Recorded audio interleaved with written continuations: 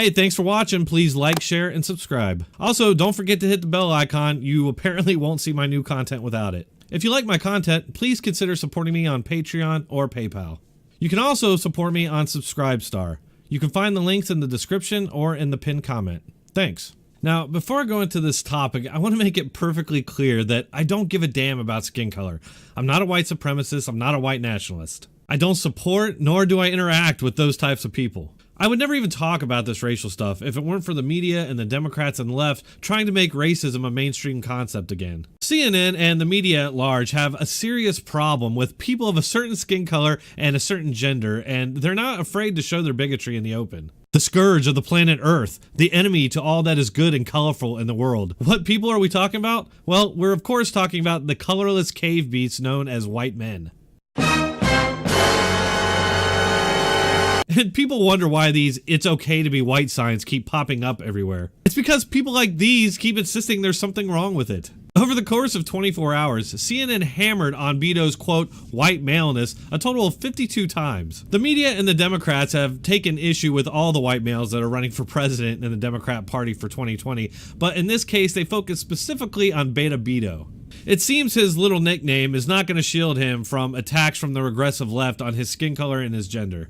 Ask yourselves, how completely brainwashed do you have to be to preach about opposing hate and racism and then turn around and fearmonger about the skin color of one of the presidential candidates? Just take a look and see for yourself.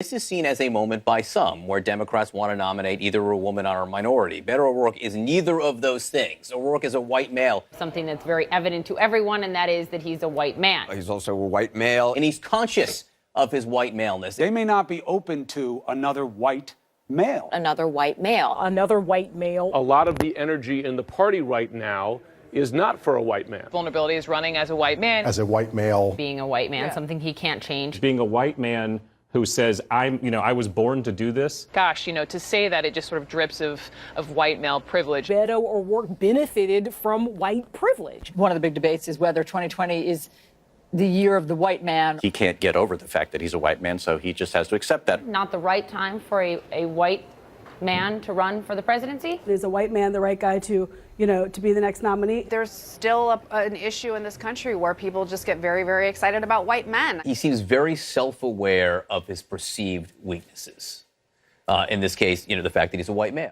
Just replace all the times that they said white males and replace it with black males or brown males, and suddenly it sounds a lot more insidious. Especially John Berman there at the end saying that his white skin color is a weakness. I wonder if he realizes he just admitted that the Democrat Party doesn't like white people. And isn't it interesting that a lot of these people complaining about the white skin color of the presidential candidates are themselves white males? I wonder if they consider that one day maybe it will be them giving up their jobs because of their skin color and their gender. Maybe they have taken that into consideration, and maybe they're just playing along because they think they'll get a pass. But they're giving Beta Beto no pass at all, and he was even out there all last week apologizing for the fact that he's a white male and has privilege. Although CNN was out there today praising him for all the apologizing that he's doing, saying that maybe Democrat voters will give him a chance despite his white skin color.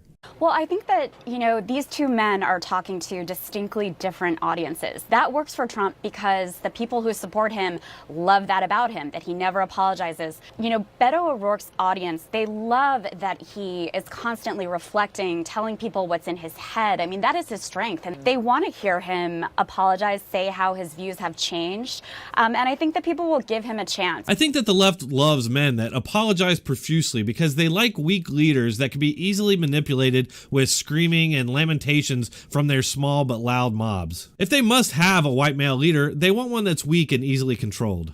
I can't believe I'm sitting here defending Beto, especially when he won't even defend himself. But I do think it's necessary to call out this rhetoric when it's being repeated over and over in the mainstream mass media. If you're a white guy in the Democrat Party, then you should know that your party wants you to move to the back of the bus. They don't care about content of character, and they don't care about getting the best person for the job. They only care about skin color and gender in the most shallow of senses.